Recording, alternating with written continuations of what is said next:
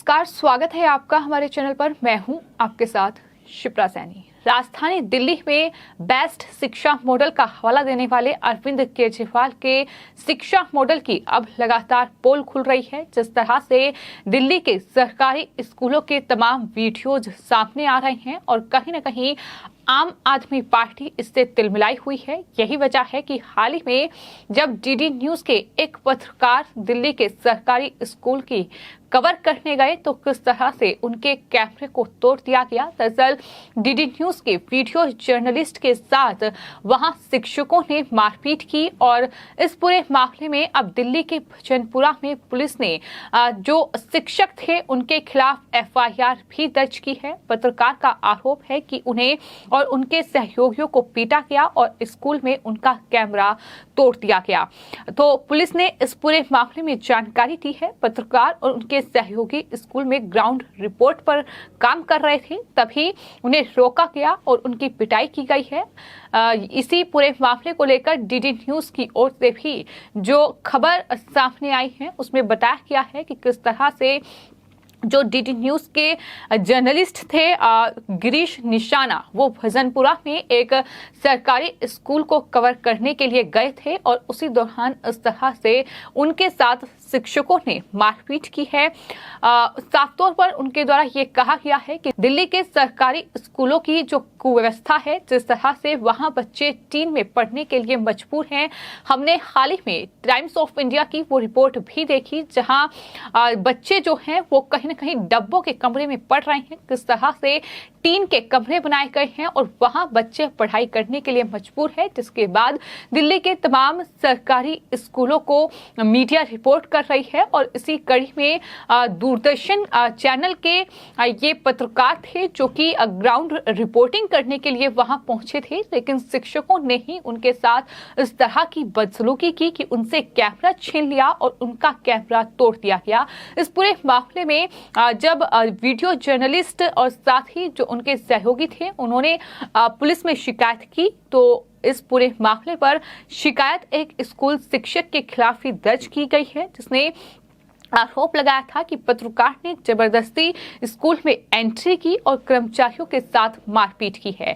यानी उल्टा पत्रकार पर ही इस शिक्षक ने आरोप लगाया है। अधिकारियों ने ये कहा है कि 3 व्यक्ति, 2 पत्रकार और 1 शिक्षक हाथापाई के दौरान मामूली रूप से घायल भी हुए और उन्हें दरअसल अस्पताल में एडमिट भी कराया गया। ये जानकारी पुलिस की ओर से दी गई है। लेकिन सवाल यही है कि अगर दिल्ली के सरकारी स्कूलों को लेकर अगर इस तरह का खुलासा हो रहा है तो उस पर अरविंद केजरीवाल या फिर शिक्षा मंत्री मनीष सिसोदिया को जवाब देना चाहिए, क्योंकि एक तरफ वो दावा करते हैं कि द न्यूयॉर्क टाइम्स जैसे अखबार में दिल्ली के शिक्षा मॉडल का जिक्र हो रहा है, वहां मनीष सिसोदिया को दुनिया का सबसे बेस्ट शिक्षा मंत्री बताया जा रहा है। लेकिन वहीं सच्चाई क्या है?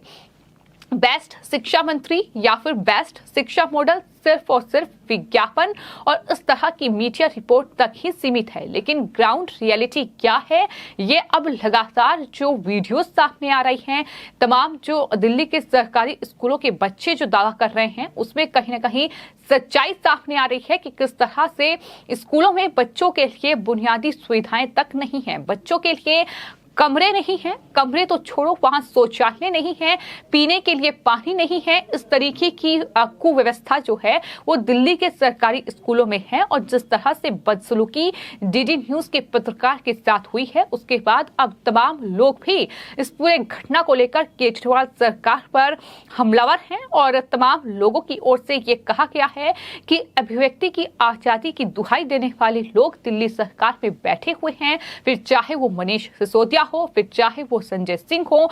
तमाम आम आदमी पार्टी के विधायक जो एक मुद्दे को लेकर तमाम जो पार्टी के नेता हैं वो अलग अलग प्रेस कॉन्फ्रेंसेस करते हैं, लेकिन अभी तक इस पूरे मामले को लेकर एक भी नेता का बयान सामने नहीं आया है।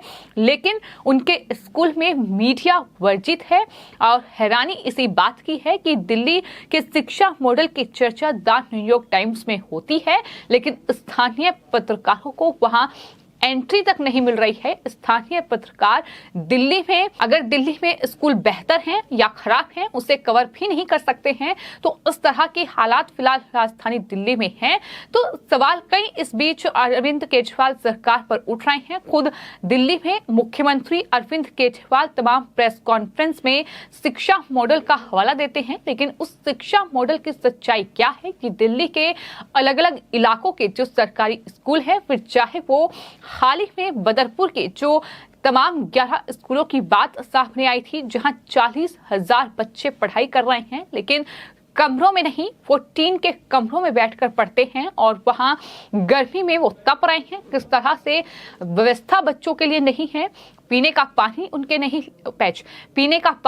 लिए नहीं है, और किस तरह से शिक्षकों की भी कमी है। ये तमाम जो रिपोर्ट थी टाइम्स ऑफ इंडिया की, उसमें सामने आया था, उसमें खुलासा हुआ था। और उसके बाद लगातार दिल्ली के सरकारी स्कूलों को कवर करने का काम मीडिया के जरिए किया जा रहा है कि अरविंद केजरीवाल जो दावा कर रहे हैं उसमें कितनी सच्चाई है।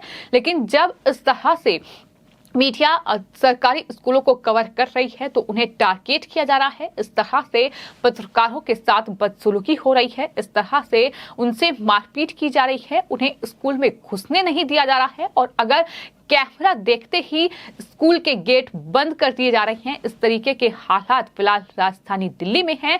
सवाल ये है कि अगर अरविंद केजरीवाल का दिल्ली का शिक्षा मॉडल दुनिया का बेस्ट शिक्षा मॉडल है, तो फिर स्कूलों के दरवाजे पत्रकारों के लिए बंद क्यों?